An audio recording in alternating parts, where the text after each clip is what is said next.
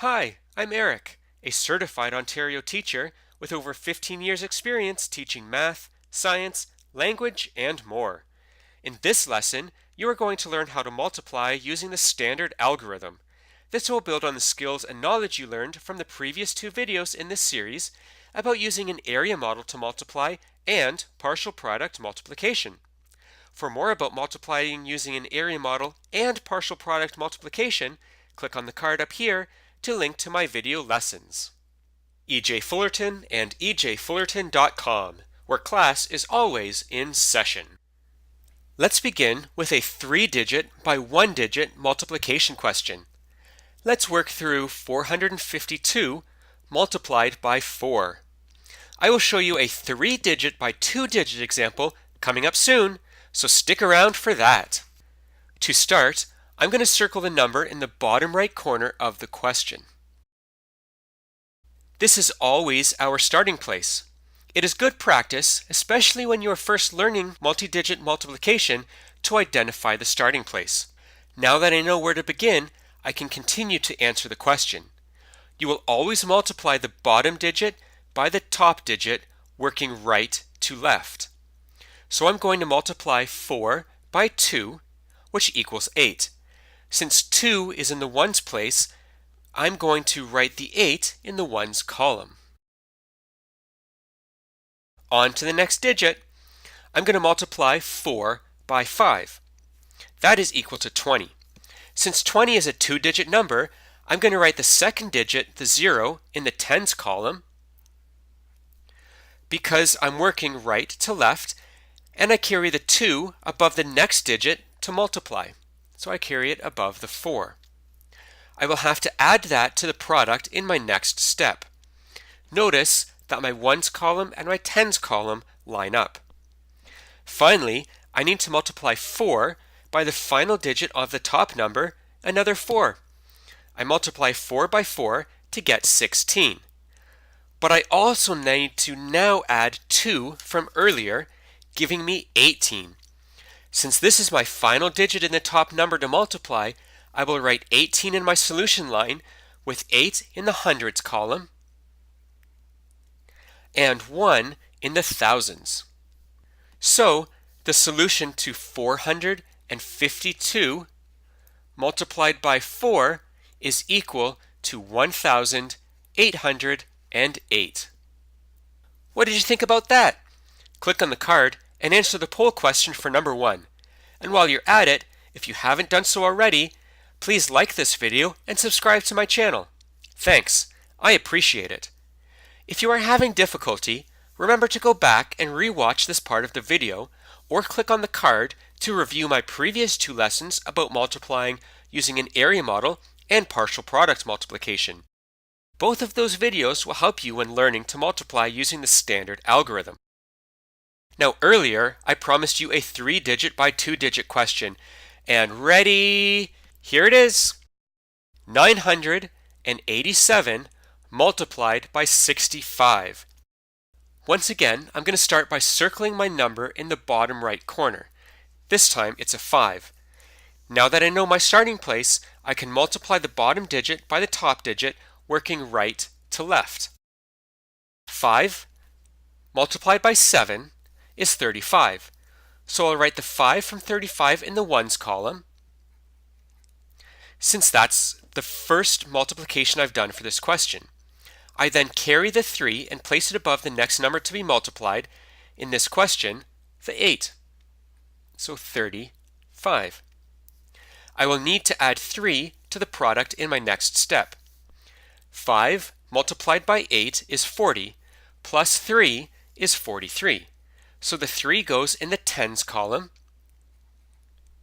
Since it is the next available column, and I carry the 4 above the next number to multiply, this time the 9.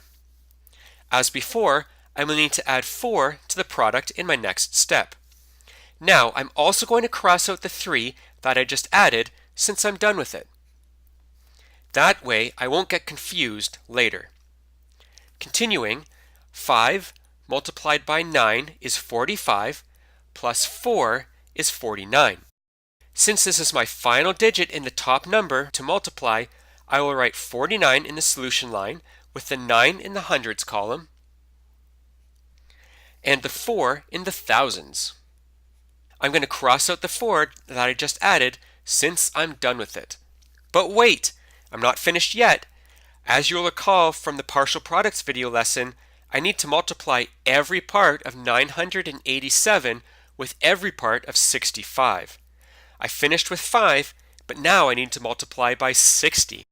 Since the 6 is in the tens place, it is not 6, but 60. So for the standard algorithm, I'm going to move to a second solution line directly below the first. So since I have two numbers here that I'm multiplying, 65, I'm going to have two solution lines. So this we'll call solution line 1, solution 1, and on this next line now is going to be solution 2. Because I'm multiplying by 60, I need to start by writing a 0 in the ones place. This will shift everything over by a factor of 10. That way, when I say I'm multiplying 6 by 7, I'm really multiplying 60 by 7 because the 0 is already in the ones place.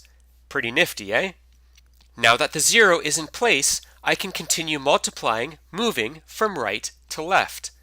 6, or 60, multiplied by 7 is 42. So the 2 goes in the next available column, the tens place, and the 4 goes above the next number to multiply to be added later. See why I crossed out that 3 earlier? Now I won't be confused when it's time to add. 6 multiplied by 8 is 48. Plus 4 is 52. So 2 goes in the hundreds column, and 5 goes above the next number to multiply. I can now cross out the 4 that I just added. 6 multiplied by 9 is 54, plus 5 is 59. Since this is the final number on the top to multiply, I can write 59 with the 9 in the thousands and the 5 in the 10,000s column. Ready for the final step? I will find the final product of 987 multiplied by 65 by adding the two solution lines together. So 5 plus 0 is 5. 3 plus 2 is 5. 9 plus 2 is 11, so I'll write the 1 and carry the 1. 4 plus 1 is 5, and 9 is 14. Carry the 1, and 5 plus 1 is 6. So the final product of 987 multiplied by 65 equals 64,155. Way to go! You just worked through a challenging multi-digit multiplication question using the standard algorithm. That was a lot to learn, so make sure you go back and review the steps in this video to make sure you understand. Then, try some practice questions and problems. You will be an expert in no time. Thanks for learning about multi-digit multiplication with me in this video lesson using the standard algorithm. Your next step is to practice your multiplication skills and apply them to different learning situations. Watch my next video in this series, Multiplication Problems and Solutions, to learn more. If you haven't done so already, please like this lesson and subscribe to my channel. That way you won't miss any great new learning videos. Remember to share this video with your friends. As always, free slides and notes from this lesson are available on my website, EJFullerton.com. See the link and more in the description below. I'm Eric. Thanks for learning with me today. Until next time, take care and keep learning.